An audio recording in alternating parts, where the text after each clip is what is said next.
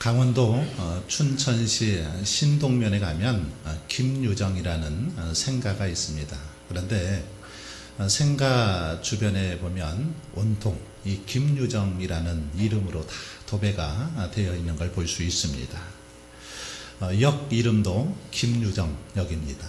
그리고 농협 이름도 김유정 농협지점, 그리고 우체국 이름도 김유정 우체국, 김유정 문학촌, 김유정 이 이름으로 시작해서 김유정 이름으로 끝나는 것을 볼 수 있습니다.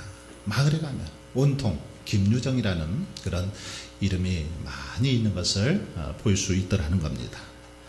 사실 이 김유정이라는 사람은 30살밖에 못 살고 요절한 그런 소설가입니다. 소설도 단편소설 30편 정도밖에 쓰질 않았습니다. 동백꽃이나 봄봄이라는 소설이 대표적인 그의 작품이지요. 그런데 그 마을 전체가 김유정이라는 이름으로 가득하더라는 거죠.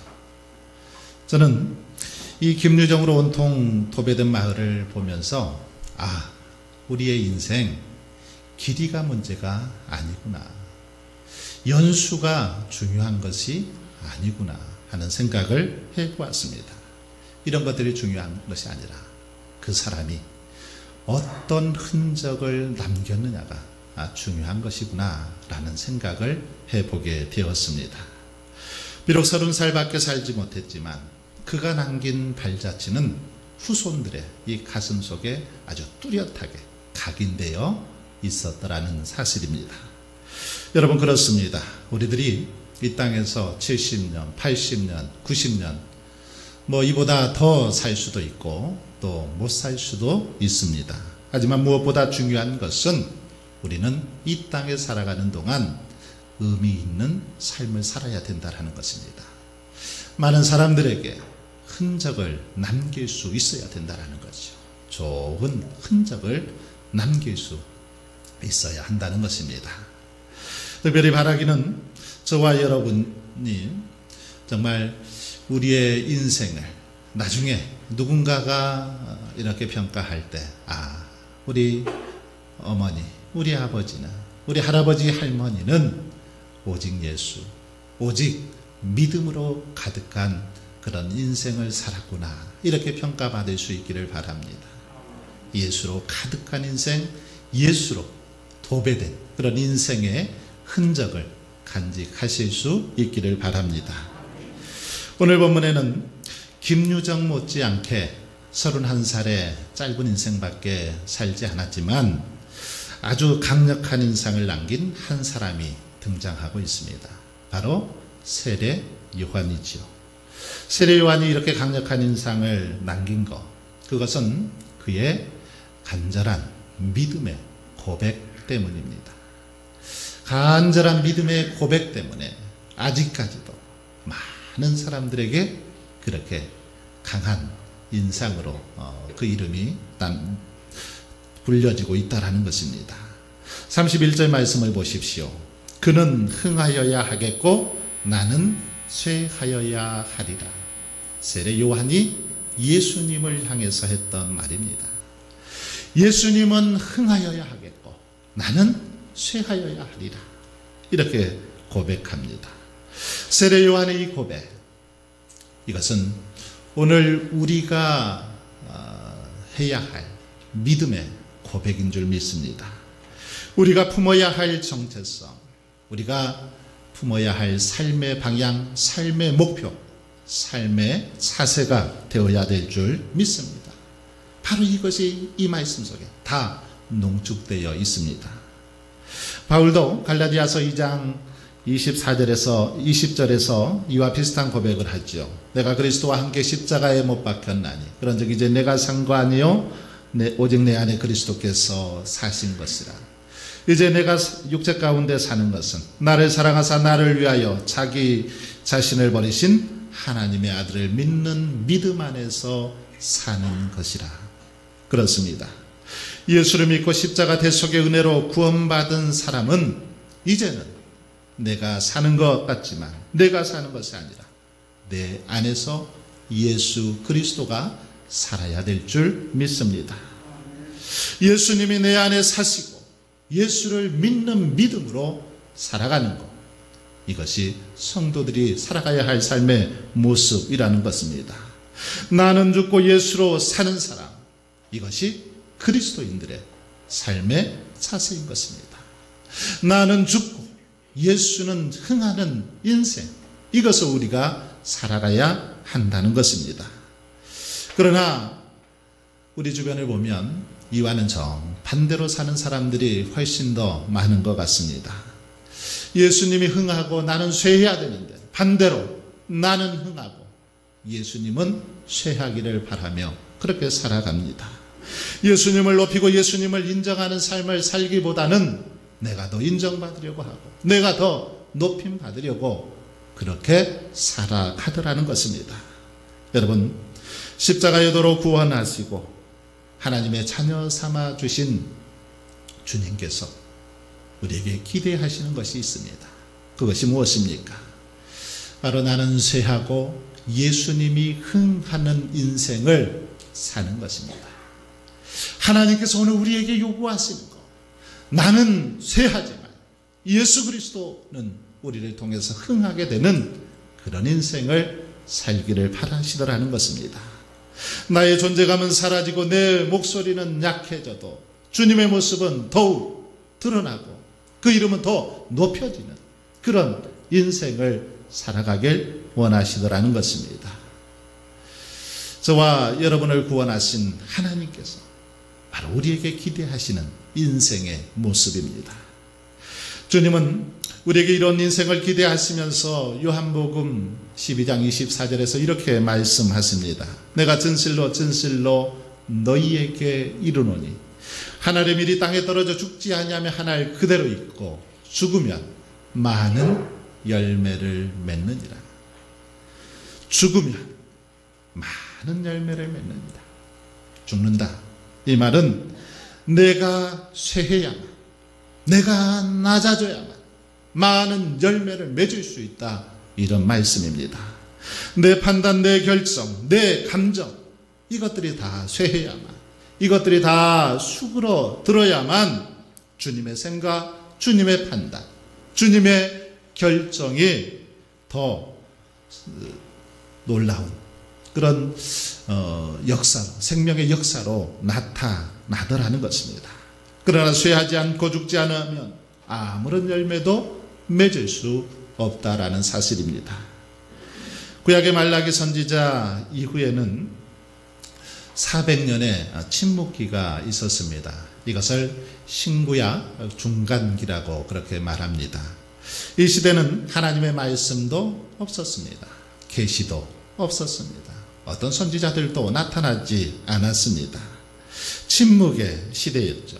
그런데 이 400년의 정막을 깨뜨리고 세례 요한이 광야에 외치는 소리로 이 땅에 혜성처럼 그렇게 나타났습니다. 제사장 사가랴와 엘리사벳 사이에서 세례 요한은 예수님보다 6개월 먼저 이 땅에 태어났습니다. 세례 요한은 이 땅에 태어나서 회개하라, 천국이 가까웠느니라 외쳤습니다. 이 독사의 자식들아, 너희가 아브라함의 자손이라고 구원은 따놓은 당상이라고 착각하지 말고 회개에 합당한 열매를 맺을 것을 백성들을 향해서, 무리들을 향해서 큰 소리로 그렇게 외쳤습니다.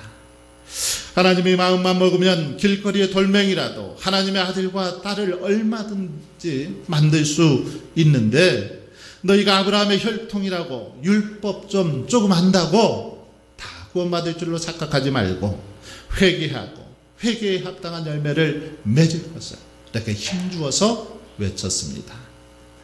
세례 요한은 선구자로서 철저하게 자신 뒤에 오실 예수 그리스도에 대해서 외쳤음을 볼 수 있습니다. 마가복음 1장 7절로 8절에 보시면 그가 전파하여 이르되 나보다 능력 많으신 이가 내 뒤에 오시나니 나는 굽혀 그의 신발끈을 풀기도 감당하지 못하겠노라. 나는 너희에게 물로 세례를 베풀었거니와 그는 너희에게 성령으로 세례를 베풀리라. 이렇게 예수님에 대해서도 그렇게 외치고 있는 걸 볼 수 있습니다. 이렇게 담대하게 외칠 때 많은 사람들이 그를 따르기 위해서 밀물처럼 그렇게 몰려들었습니다. 요새 말로 말하면 세례 요한의 인기가 아주 급상승했습니다. 하지만 그럼에도 불구하고 세례 요한은 그 많은 무리들이 자신을 따랐지만 내가 메시아다, 내가 너희들이 기다리던 하나님의 아들이다, 이렇게 말하지 않았습니다. 결코 자기 본분을 착각하지 않았던 것이죠. 오히려 자신은 이 다음 자기 뒤에 오실 바로 예수님의 신발끈도 묶고 풀어줄 그런 자격도 없는 사람이다 라고 그렇게 고백합니다.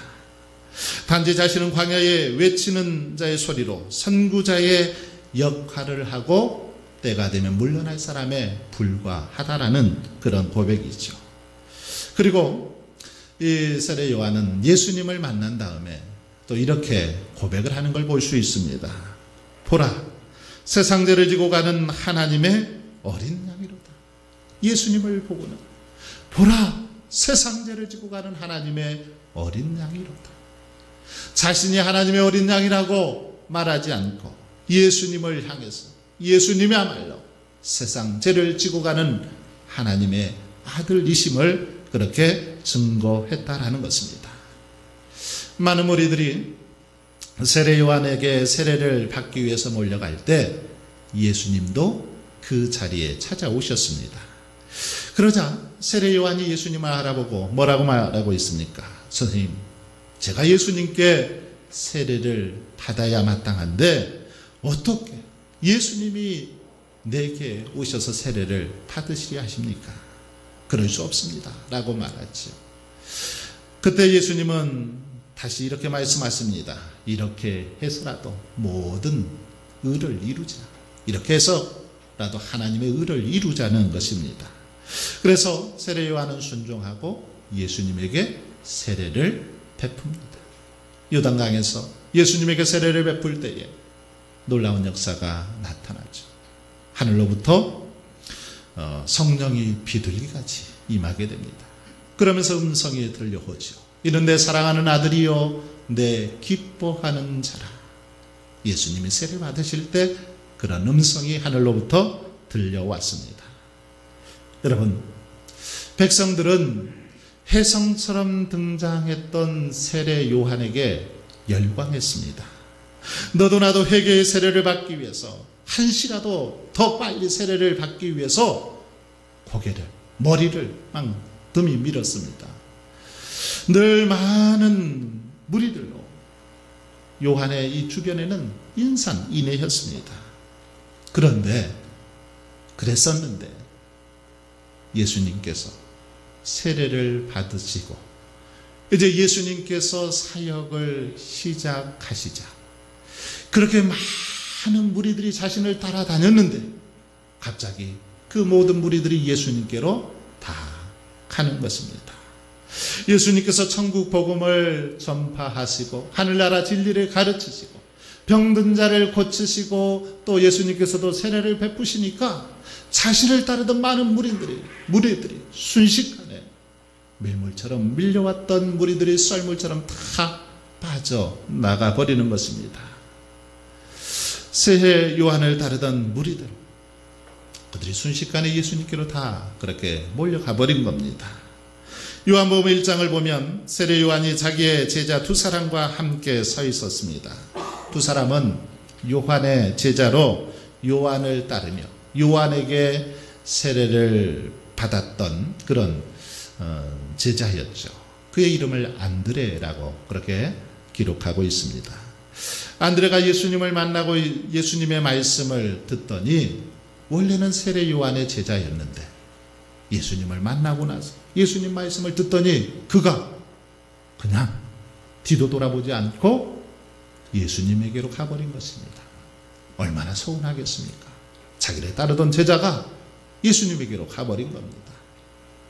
뿐만 아니라 자신의 형제 바로 시몬 베드로에게도 야, 너도 같이 예수님에게로 가자.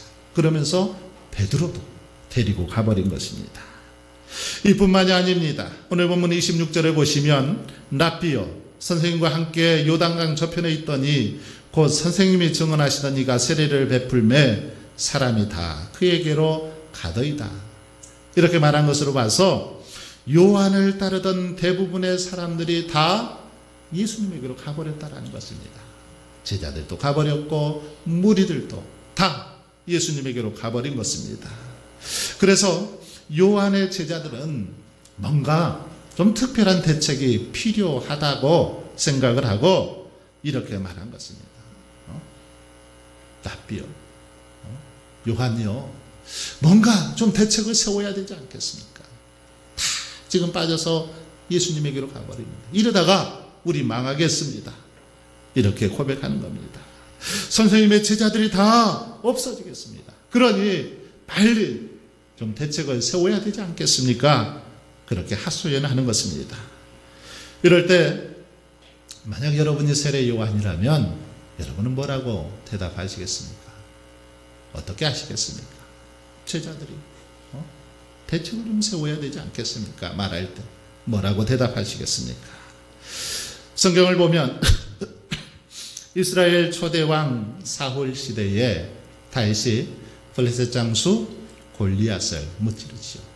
골리앗을 무찌르니까 백성들이 열광합니다. 어떻게 열광합니까? 사울은 천천히요, 다윗은 만만이로다. 다윗을 굉장히 높입니다. 다윗의 인기가 급상승하죠. 이때 사울의 모습 어떻게 성경에 기록되어 있습니까? 사람들이 다윗에 열광하고 다윗의 난리법석을 피우니까 사울은 이성을 잃어버렸습니다. 정신이 왔다 갔다 했습니다. 그래서 다윗을 정적 1호로 삼고 다윗을 제거하기 위해서, 다윗을 죽이기 위해서 평생을 그렇게 살아가는 것을 볼 수 있습니다. 여러분, 이것이 사울만의 모습일까요? 아닙니다. 오늘날 대부분의 사람들이 이렇습니다. 자신의 자리를 지키기 위해서 걸림돌이 되면 수단과 방법을 가리지 않고 그 사람을 제거하려고 합니다. 자기 자리를 조금이라도 넘본다 생각하면 어떻게든지 그 사람을 제거하려고 하죠. 북한의 김정은을 한번 생각해 보세요. 그가 정권을 잡기 위해서 얼마나 많은 사람들을 총사령에 그렇게 처형시켰습니까? 세상의 모든 권력자들, 이들은 이인자를 두려고 하질 않습니다. 그래서 대개 이인자들은 어느 날 갑자기 추풍낙엽처럼 소리 소문 없이 그렇게 제거되고 마는 걸 볼 수 있습니다. 그런데 오늘 본문의 세례 요한의 대응, 이런 사람들과는 전혀 다릅니다. 세례 요한은 이렇게 행동하지 않았다라는 것입니다. 제자들이 까딱하면 자신들이 망하게 생겼으니 뭔가 좀 대책을 세워야 하지 않겠냐는 그 말에 이렇게 대응하고 있습니다. 27절 이하를 한번 보십시오. 요한이 대답하여 이르되 만일 하늘에서 주신 바 아니면 사람이 아무것도 받을 수 없느니라. 내가 말한 바 나는 그리스도가 아니요 그의 앞에 보내심을 받은 자라고 한 것을 증언할 자는 너희니라. 신부를 취하는 자는 신랑이나 서서 신랑의 음성을 듣는 친구가 크게 기뻐하나니 나는 이러한 기쁨으로 충만하였노라. 그는 흥하여야 하겠고 나는 쇠하여야 하리라 하니라. 여러분, 요한의 한번 고백을 보십시오. 너무 멋지지 않습니까? 어쩜 이렇게 고백할 수 있습니까? 바로 이것이 저와 여러분이 가져야 할 믿음, 우리들이 지녀야 할 믿음의 자세인 줄 믿습니다. 세례 요한의 인기는 하늘 높이 그렇게 치솟다가 예수님이 오셔서 세례를 베풀고 복음을 선포하면서 그냥 곤두박질 치기 시작했습니다. 예수님이 등장하기 전까지는 세례 요한의 인기 아주 대단했습니다. 하늘 높은 줄 모르고 그렇게 올라갔죠. 그런데 예수님이 등장하면서부터 급 추락을 한 것입니다. 이때 보통 사람들 같으면 어떨까요? 삐딱하기 싫죠. 시기와 질투심으로 원망과 불평을 토로할 것입니다.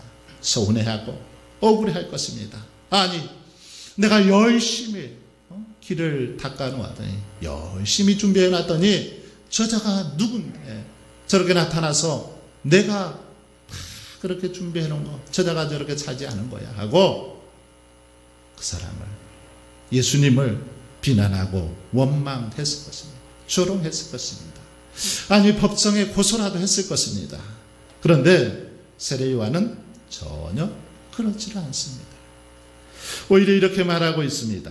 내가 너에게 말하지 않았느냐? 나는 그분의 신발끈 풀기도 감당치 못할 자다. 나는 광야에 외치는 자의 소리에 불과하다. 나는 너에게 물로 세례를 베풀었지만 내 뒤에 오시는 이는 능력이 많으셔서 성령으로 너희에게 세례를 베푸실 것이다. 그가 바로 하나님의 아들이 너희들의 구원자다. 이렇게 말하고 있습니다. 여러분, 바로 이 세례 요한의 고백이 저와 여러분의 믿음의 고백이 되실 수 있기를 바랍니다. 이것이 주님을 따르는 사람의 마땅한 자세인 것입니다. 주님이 말씀하시지 않았습니까? 아무든지 나를 따라오려거든 자기를 부인하고 제 십자가를 지고 나를 따를 것입니다. 누구든지 제 목숨을 구원하고자 하면 잃을 것이요, 누구든지 나를 위하여 제 목숨을 잃으면 구원하리라. 그렇습니다. 이 말씀처럼 세례 요한은 자기를 부인했습니다. 자기를 낮추고 철저하게 자신을 죽였습니다. 고린도전서 15장을 보면 사도 바울도 이렇게 고백하죠. 나는 날마다 죽노라. 나는 날마다 죽노라. 이것은 오늘 예수 그리스도를 따르는 성도들이 해야 할 고백이라는 것입니다. 나는 날마다 죽노라. 죽는다는 게 뭔 말입니까? 우리 육신이 숨을 거둔다는 말입니까? 그런 게 아니죠. 내 육신의 정욕, 안목의 정욕, 일생의 자랑, 감정 혹은 인기, 자존심 이런 거 다 내려놓고 주님의 생각, 주님의 판단, 주님의 결정을 따라 살겠습니다라는 고백입니다. 이제는 내 생각, 내 의지, 내 계획 다 내려놓고 주님께서 원하시는 대로, 주님 기뻐하시는 대로 살겠습니다 라는 고백이 바로 나는 날마다 죽노라 라는 고백입니다.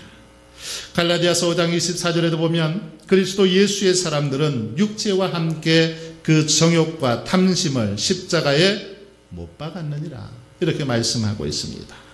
내 정과 욕심 이런 것을 십자가에 못 박고 예수로 살고 예수로 흥하고 예수로 도배되는 그런 삶을 살아야 된다라는 고백으로 이렇게 말씀하고 있는 것입니다. 여러분, 세례 요한은 신랑 되신 예수님의 들러리로서 이흰자로서 만족했습니다. 이흰자로서 늘 그는 기쁘고 행복했습니다. 그냥 이흰자만으로도 행복했다라는 것입니다.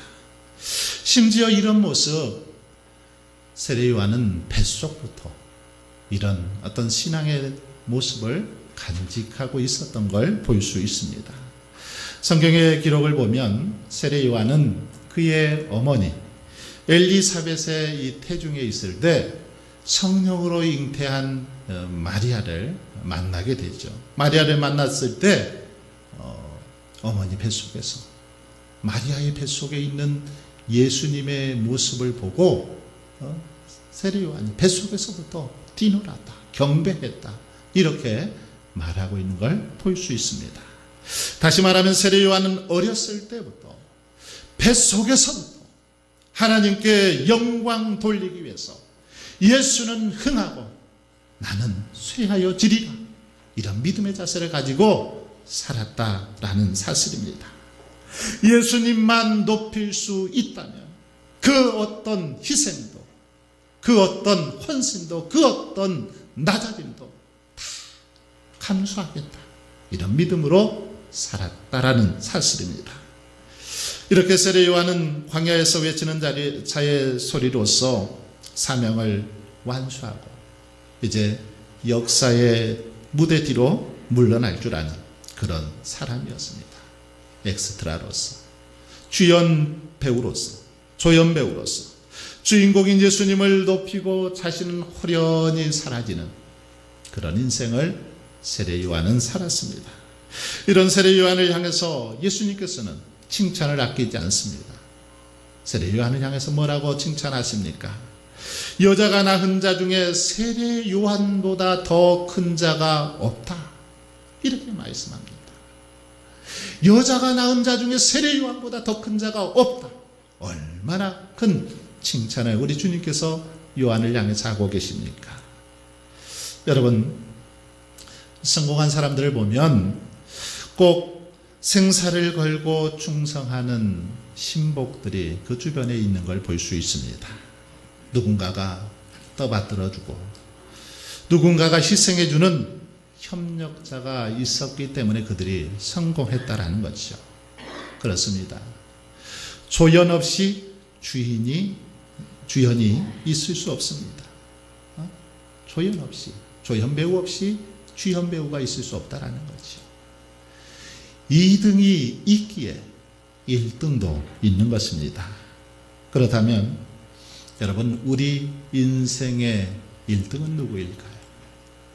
우리 인생의 주인공 누구입니까? 내가 아니라 바로 예수 그리스도입니다. 내가 아니라 예수 그리스도가 우리 인생의 주인공이요, 우리 인생의 1등입니다. 그러므로 우리는 조연으로서 내 안에 계시는 주님을 잘 섬기고 잘 높여드려야 할 의무가 있는 것입니다. 사랑하는 성도 여러분, 그러므로 저와 여러분은 이제 세례 요한처럼 예수님은 흥하여야 하겠고 나는 쇠하여야 하리라는 그런 믿음의 자세로 모든 영광을 주께 돌릴 수 있기를 바랍니다. 세례 요한처럼 우리 인생의 주인공 되신 주님만을 높이고 주님이 인정받으시도록 조연으로서의 역할을, 사명을 잘 감당할 수 있기를 바랍니다.